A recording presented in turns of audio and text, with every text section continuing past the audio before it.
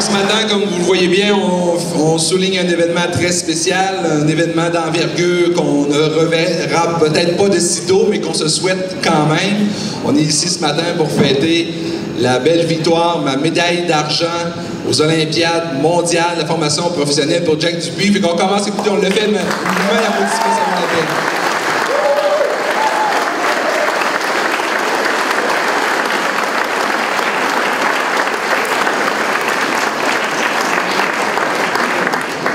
Donc, pour certains, vous avez remarqué, on avait un drôle d'hymne national en commençant. C'était l'hymne national russe, bien entendu, étant donné que les Jeux ont eu lieu à Kazan, en Russie.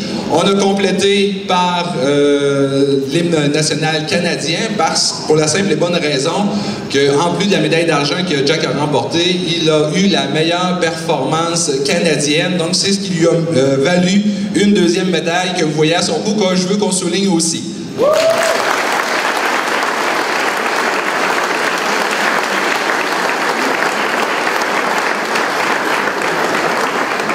29 compétiteurs de la délégation canadienne, un seul médaillé, Jack. C'est pour vous dire comme quoi que les efforts qui ont été faits ont porté fruit. On en est très fiers. Je veux prendre quelques minutes ce matin pour vous faire comprendre le cheminement qui nous a menés jusqu'à là aujourd'hui, parce que le Centre de mécanique de véhicules lourds a exercé un leadership certain dans l'établissement des Olympiades en véhicules lourds. Donc, ça se voit en quelques dates que je vais parcourir dans les prochaines secondes. En fait, les Olympiades de formation professionnelle au Canada, ça existe depuis 1994. Okay? Donc ça, c'est un événement qui a lieu à toutes les années. Et depuis 2011, c'est depuis ce temps-là que la discipline de mécanique de véhicules lourds fait partie des métiers en compétition au Québec. Okay? Et si ça a été rendu possible, c'était parce qu'en 2010, ici, deux enseignants du Centre de mécanique de véhicules lourds, M. Yvan Carrier, qui est notre chef de groupe, et M. Carl Bouffard, ils ont été invités par Compétences Québec à se rendre aux Olympiades canadiennes en Ontario pour évaluer la possibilité d'une éventuelle organisation des premières Olympiades en mécanique lourde pour le Québec. À l'automne 2011, la direction du centre ici, M. Paradis, avait donné son appui à ce que les enseignants organisent de A à Z les Olympiades canadiennes en équipement lourd qui ont eu lieu à Québec. À l'hiver 2011, la direction du Centre de mécanique, toujours M. Paradis, demande la collaboration de tout le personnel du centre pour accompagner les enseignants dans le processus des Olympiades québécoises. On a fabriqué des examens, des théories, la pratique pour trouver le meilleur candidat. On a eu à organiser quelques soirées d'examen justement avec les candidats pour déterminer le meilleur et recruter justement les deux meilleurs étudiants et leur faire suivre des formations en soirée sur le programme chantier routier et ce qu'on voit aussi dans le contenu de l'ASP. Le personnel du centre ici aussi a contribué à la préparation de l'équipement puis a fourni les outillages pour les toutes premières Olympiades canadiennes et québécoises en mécanique lourde qui a eu lieu au Centre de foire de Québec. Donc, l'Olympiade canadienne, ça a lieu chaque année. L'Olympiade québécoise a lieu chaque 2 ans, à une année paire, pour être en coordination avec la réalisation des mondiaux qui, eux, sont à toutes les 2 années, sur les années impaires. En 2012, un premier gagnant, Jérôme Barra-Brochu, va remporter la médaille d'or aux Québécoises. En 2014, Éric Charret, médaille d'argent aux Québécoises. L'année d'ensuite, M. Charret a participé aux médailles d'argent, dans le fond à Saskatoon, aux Canadiennes. Donc, il a remporté médaille d'argent. 2016, un autre élève, Tommy Saint-Pierre, qui a gagné la médaille d'argent aux Québécoises. Ce qui a valu un laissez-passer l'année suivante pour Jack, qui s'est présenté pour une première fois aux Olympiades canadiennes et où est-ce qu'il a remporté la médaille d'or à Winnipeg, au Manitoba. En 2018, Jack devait refaire le chemin pour faire sa place pour les mondiaux. Il a remporté de nouveau la médaille d'or aux Québécoises. Ensuite, c'est à Montréal. Et toujours la même année, Jack a remporté la médaille d'or aux Canadiennes. C'est à Edmonton, en Alberta. Et là, à partir de ce moment-là, il restait, dans l'année qu'on vient de passer, à déterminer lequel des compétiteurs, parce qu'il y avait une autre personne qui était éligible à aller aux mondiaux. Donc, il y avait encore d'autres épreuves de démonstration à faire. Donc, Jack, en décembre dernier, est allé aux Olympiades en France à titre en démonstration, a quand même remporté la médaille d'argent chez nos amis les Français. Et en 2019, lors encore une fois, d'une démonstration pour départager lequel allait participer aux mondiaux. Jack a remporté, dans le fond, la course entre les deux participants. Et finalement, ce qui nous a amené cette semaine à voir, vous avez vu le grand déploiement que la Russie a fait pour les Jeux de la formation professionnelle. C'était extraordinaire de voir à quel point on pouvait dire que c'était des vrais Olympiques. C'était un déploiement jamais vu. Donc, la discipline de mécanique d'équipement lourd existe depuis seulement 2017. Donc, c'était la deuxième édition aux mondiaux qui avait la mécanique de véhicules lourds. Et nous avons monté sur la deuxième marche du podium. Donc, on en est très, très fiers. Bravo encore, Jack.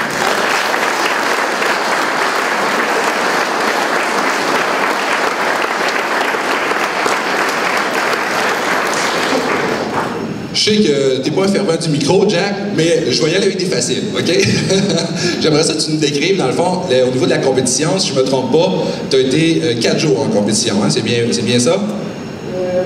Ben, j'ai eu 3 journées de compétition, mais une journée off pour aller visiter. Mais il y avait une épreuve qui n'était pas évaluée.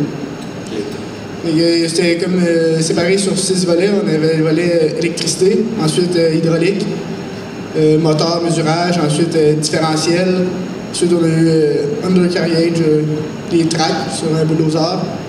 Ensuite, une inspection avant départ. Puis, dans certaines épreuves, il y avait une notion de temps. Hein? Je pense que tu avais un temps limite pour faire le travail. C'est bien vrai?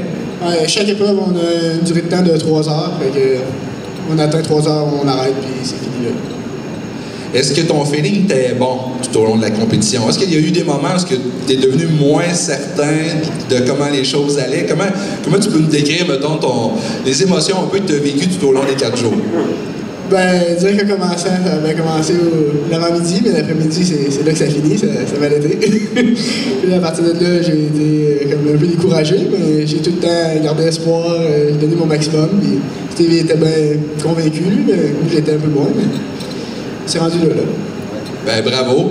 Steve, en termes de préparation, ça fait longtemps que tu travailles avec Jack. En fait, votre collaboration dure maintenant depuis presque 3 ans, si on peut dire. Donc, parle-nous donc un petit peu de la préparation de Jack. Ben, première des choses, Jack était un de mes élèves en première année. Par la suite, deuxième année, il était avec les profs de deuxième qu'on voit dans le jeune chantier.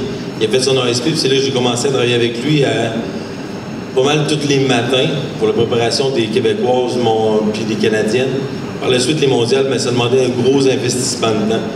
Puis j'ai réalisé avec les mondiaux que tout le monde est capable de faire les Olympiades. Ça prend des compétences mécaniques. Mais le vouloir que Jack a eu et que la persévérance de dire « faut que je m'entraîne, faut que je réussisse, je veux le faire, je veux gagner, je veux le faire, je veux gagner », c'est ce qui permet à un champion de devenir champion. Parce qu'on a bien beau être le meilleur mécanique, mais on n'a pas le vouloir que Jack a eu. De venir ici à tous les matins à 5h30 pendant 4 mois de temps, l'hiver passé, jusqu'à 8h, puis de rester jusqu'à 9h à midi, tous les jours, c'est quelque chose d'exceptionnel, c'est de la persévérance. Ça mérite une médaille d'argent, même l'or. Il faut dire qu'on était à 0,9% de la médaille d'or. Donc, c'est quasiment minime. On l'avait proche de nous autres. Puis, ce gars-là, au niveau personnalité, oui, il y a eu des downs là-bas. Oui, j'étais là. Puis, il m'a jasé, j'essayais de remonter le moral. Mais qu'est-ce que j'ai entendu parler de l'équipe Canada? C'est qu'ils m'ont tous dit une chance que Jack était là pour nous remonter, une chance que Jack était là comme leader pour nous autres. Puis, c'est ce qui a fait qu'aujourd'hui, c'est un des meilleurs au monde, le deuxième. Pour sa personnalité, pour ses compétences mécaniques, puis comme être humain, c'est des gens extraordinaires qui ont été formés par World Skills. Donc nous, le centre, tous les profs, le suivi qu'on a eu par la suite, c'est tout qu'un homme, ça, gang. C'est vraiment un homme. Parfait. Merci beaucoup, Steve.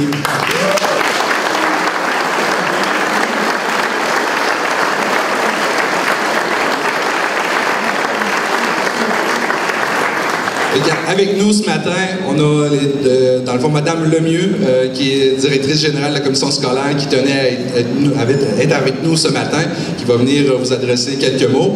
Et aussi, on a Mme Caroline Marcotte, que vous voyez ici à ma gauche, qui est la nouvelle directrice générale adjointe, responsable, entre autres, de la formation professionnelle. Donc, merci d'être avec nous ce matin. Donc, Mme Lemieux, je vous invite à venir un petit peu à l'avant.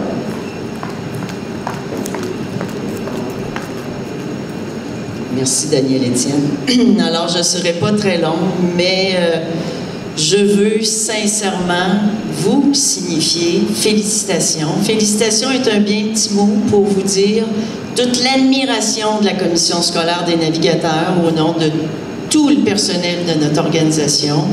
C'est vraiment fascinant, Jack et Steve, si vous me permettez de vous appeler par votre prénom, de tout le travail que vous avez fait pour arriver à votre résultat.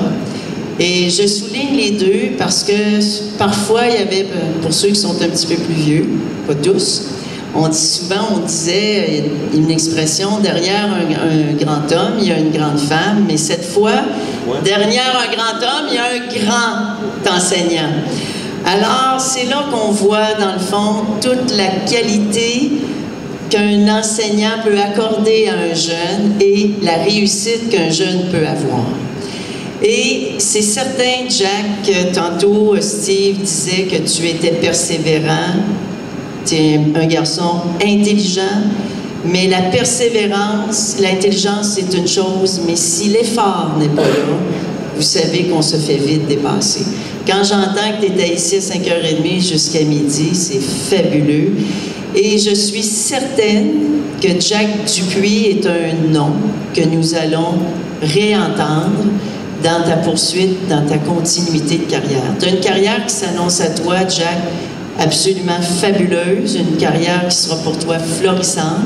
Tu es tout jeune et j'espère que tu vas toujours garder cet intérêt.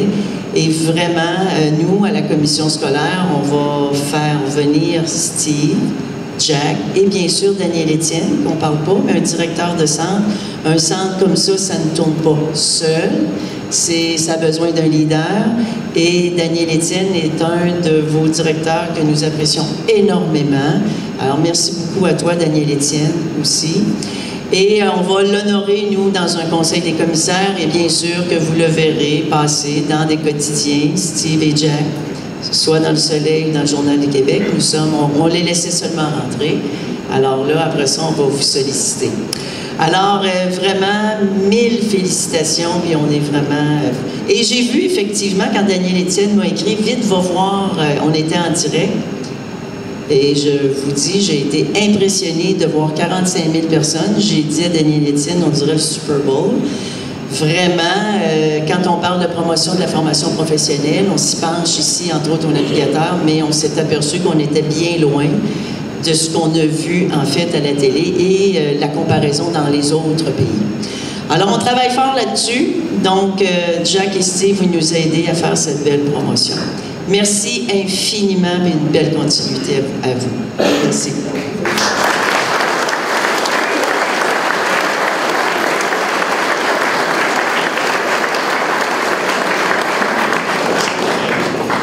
Alors, on voulait célébrer à notre image, de façon toute simple, mais quand même de façon grandiose, justement, votre réussite. Donc, encore une fois, bravo. Merci tout le monde. En fait, on s'est reviré sur un petit scène, comme on dit, hier soir, pour battre le fer dans le temps qui est chaud. Jack, il y a déjà du travail, je pense, qui t'attend la semaine prochaine. Donc, ton occupation du temps est déjà très, très remplie, en plus de tout le battage médiatique, bien entendu, qu'il va y avoir autour du fait que tu aies gagné ce prix-là. Donc, les prochains jours vont se mettre encore très, très bouillonnants, puis te garder peut-être encore sur un high quelques semaines même, par rapport à toute, dans le fond, la diffusion de la nouvelle. Donc, félicitations encore. Je vous remercie tout le monde d'avoir participé ce matin. Donc, on va terminer l'événement de cette façon-là, avec une belle main d'applaudissements encore envers notre Jack.